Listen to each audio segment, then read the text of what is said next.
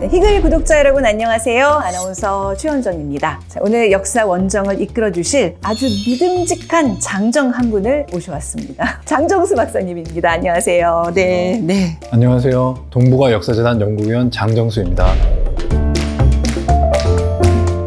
오늘 다룰 주제는 무엇일까요?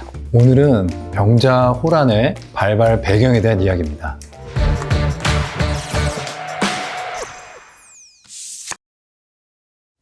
제가 이제 공부해온 바로는 조선의 척화론이 문제였다. 그런데 왜 척화론을 펼치게 되었을지 생각을 해보신 적이 있을까요? 그건 당시에 그 명나라에 대한 의리 때문이잖아요. 청나라가 지금 명나라를 공격하고 있는 상태에서 그럴 수밖에 없었다? 그런데 병자호란이 발발하기 전 10년간 조선과 후금은 이미 국교를 유지를 하고 있었거든요. 이미 이 기간에도 후금은 명나라하고 전쟁을 하고 있었잖아요. 그런데 전쟁을 하고 있는 와중에 10년 동안 국교를 유지했다. 그랬다면 이 전쟁은 어떤 이유에서인가?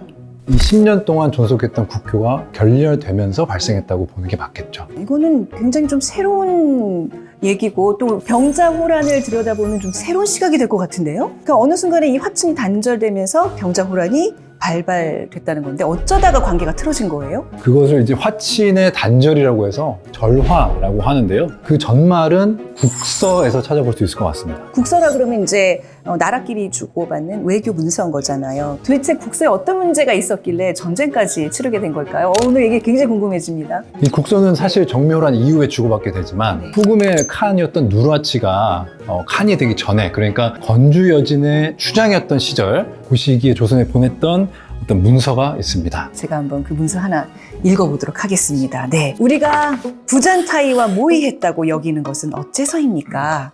조선이 믿지 못하겠다면 마땅히 하늘에 맹세할 것입니다. 우리의 속사정도 모르는 소인배의 말을 국왕은 어째서 신뢰하는 것입니까? 우리 두 나라는 함께 잘 지내기로 정했습니다.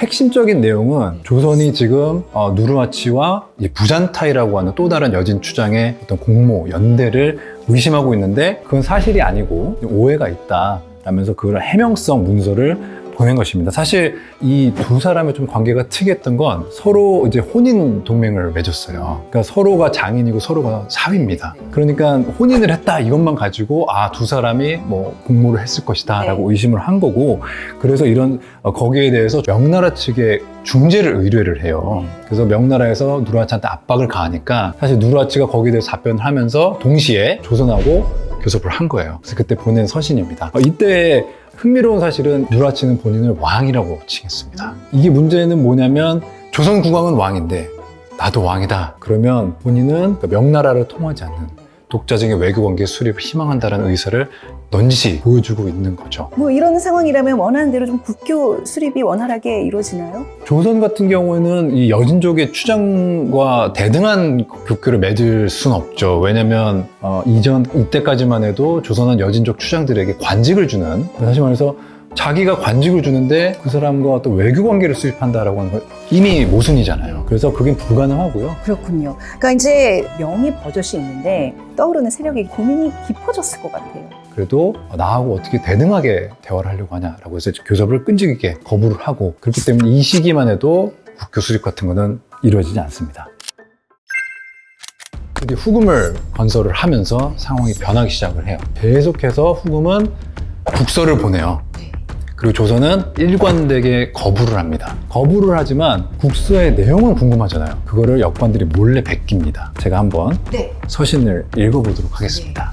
후금국 칸이 조선 국왕에게 서신을 보냅니다. 조선이 만약 재차 남조를 돕겠다고 한다면 회답할 필요도 없습니다. 이는 귀국에서 결정하기에 달린 것입니다.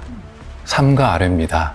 처음에 누르하치가 보냈던 이 서신과는 달리 좀 뭔가 격식도 차린 것 같고 뭔가 조금 압박하고 있는 느낌? 맞습니다. 정확합니다. 1619년에 조명연합군과 이제 후금의 전투가 벌어졌는데 이때 후금이 승리를 합니다. 근데 그때 조선군 도원수였던 강홍립을 비롯한 지휘부들이 이때 후금의 포로로 억류가 됩니다. 근데 가치가 굉장히 높은 포로들이기 때문에 누르하치는 이때부터 이 사람들을 보내주겠다 라고 하면서 그 대가로 조선은 더 이상 명나라, 아까 남조라고 나왔던 명나라를 돕지 마라 그러니까 이간질을 하는 거예요. 누르하치의 실제 목적은 조선과 후금의 이 교섭을 지속적으로 연출을 하는 거예요. 그래서 이게 명나라의 레이더망에 노출되도록 하는 거죠. 일부러. 그래서 계속해서 조선이 회답을 하든 말든 서신을 보내거든요. 국서를 보니까 조선이 이제 귀국이라고도 하고 삼거 아랜다고 얘기하면서 좀 격식도 차리는 그런 의도가 어찌 보면 같은 대등한 이제 왕이니 우리 한 편 먹어도 되지 않겠어 라는 그런 의도를 좀 담고 있다고도 봐야 되겠네요. 그런 의도를 담고 있습니다. 그럼 조선은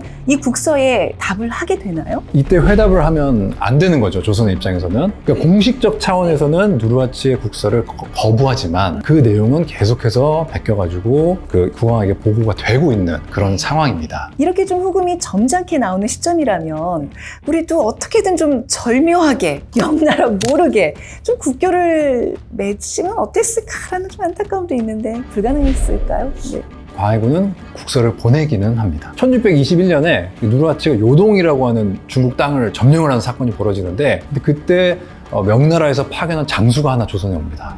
모문룡. 요동이 함락되면서 누르하치로서는 조선과 명의 육상, 지상 루트, 왕래할 수 있는 통로를 끊었는데 이제는 바다를 통해서 다시 그것이 열리려고 하거든요. 그래서 누르하치는 이제 국서로 응답해달라는 요구 대신에 모문룡을 보내면 강홍립을 보내주겠다라는 등가 교환을 제시하기도 하거든요. 그렇다고 모문룡을 잡아다가 그러니까 그것보다는 차라리 국서라고 하는 예전의 조건을 수락하자. 그래서 1622년 8월에 광해군은 국서 형식을 갖춰서 드디어 이제 국서를 보내게 됩니다. 지금 이렇게 국서가 오고 갔다는 얘기는 결국 국교가 성사될 수 있는 그런 분위기가 조성이 됐다는 얘기네요. 그렇지만 그렇게 문제가 쉽게 풀리진 않았어요. 왜냐면 모문룡을 잡아서 보내려고 했잖아요, 누르하치가. 근데 조선은 그걸 참아 들을 수 없는 거고 결과적으로는 이제 분위기가 악화가 계속됐을 것이고 그러다가 결국에는 조선 내부에서 반정이 일어나게 되죠. 사실 광해군이 폐위하는 과정에서 이러한 외교 행태를 문제시했기 때문에 이제 정책의 전환이 이루어지게 되는 거죠. 그러니까 이제 인조 반정 이후에는 조선이 친명 대금을 이제 완전히 국론화 시켜가지고 그걸 더 철저히 지키게 되잖아요. 그러면서 후금과의 사이가 나빠질 수밖에 없는 그런 길로 가게 되네요. 초기에는 확실히 그런 정책을 사용한 건 맞아요. 왜 그러냐면 모문룡과의 전심 협력을 하겠다라고 다짐을 했어요. 양국의 관계는 단절됐기 때문에 언제든 전쟁이 벌어져도 이상하지 않은 상황으로 가게 된 겁니다. 그래서 인조 정권 5년 만에 정묘호란이 발발합니다. 네. 정묘호란은 조선이 굉장히 큰 피해를 받은 전쟁이기도 하지만요. 알고 보면 조선과 후금의 관계가 한 단계 진전을 본 계기이기도 해요. 화친을 했고 이제 국교를 수립을 했거든요. 정묘호란 이후에는 양국이 정기적으로 혹은 비정기적으로 사신을 주고받게 되고 또 국서가 계속 왕래를 하는데 10년 동안 수십 통이 오갑니다. 10년 동안. 근데 이게 사실 또 명나라한테 들키면 이게 또 후환이 두려운 상황인데 후금과의 거리를 좀 제대로 둬야 되는 상황 아니었을까요? 조선의 논리가 있어요. 조선과 후금의 국교는 대등한 관계를 전제로 한다. 어차피 우리는 명나라의 신하이기 때문에 그럼 후금도 명나라의 신하가 되는 거 아니냐. 조선은 그런 논리 구조를 가지고 내부의 척화론도 어느 정도 잠재울 수가 있었고 외교 정책에도 반영을 할 수 있었던 거죠. 물론 명나라도 성연치 않았겠지만 어찌할 방법은 없었을 겁니다. 굉장히 재밌네요. 이 병자호란이 우리는 뭔가 이렇게 인조에 유연하지 못한 외교 정책 때문에 일어났다고 생각하는데 아니 근데 그럼 왜 병자호란이 발발했을까요? 이 대등하다라고 하는 전제가 무너졌기 때문입니다. 바로 홍타이지가 황제를 칭하게 되면서 조선 국왕과는 관계가 틀어질 수밖에 없는 거죠. 그러니까 조선의 입장에서는 화친을 하면 안 되는 상황을 정당화할 수 있는 논리를 만들었는데 그게 일순간에 붕괴가 된 거죠. 이 지금까지 의외로 조선인들도 조선과 후금의 국교를 부정한 게 아니에요. 그런데 여기서 문제는 홍타이지 친제만큼은 절대 인정할 수 없다. 레드라인을 넘어선 거네. 그렇죠. 근데 이때 인굴다이라고 하는 이제 후금 사신이 조선에 들어왔다가 조선에 아주 험악한 분위기를 느끼고 이제 도주하는 사태가 벌어지는데 이때 조선 국왕이었던 인조는 8도의 교서를 쫙 반포를 합니다. 화친이 단절되었으니까 대비하라. 그런데 마침 귀국하던 인구다이가 평안도로 가던 이 교서를 탈취하는 사건이 발생하죠.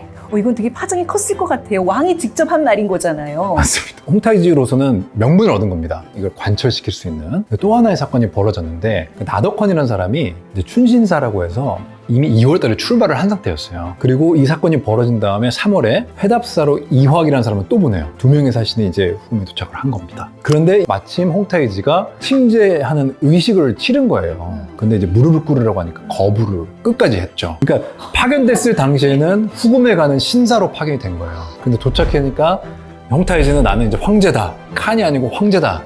라고 하고 있고 국호는 대청이다 이렇게 하고 있으니까 조선 국왕의 신하로서 이 두 사람이 본인이 파견될 때 합의되지 않은 내용을 하기가 좀 어렵죠. 지금 얘기 들어보니까 굉장히 이거 논쟁적인 사안이네요. 내 마음대로 그 의식을 같이 하게 되면 이건 나중에 문제가 될 수 있는 거잖아요. 이 사람들이 거기서 배례를 해버리면 그것은 마치 조선이 홍타이제 칭제를 인정하는 모양새가 되거든요. 그럴 경우에 아마 귀국했을 때 목숨을 부지하기가 어렸을 거예요. 당시 조선 사신으로 왔던 나덕헌의 서신을 먼저 한번 보고 가겠습니다.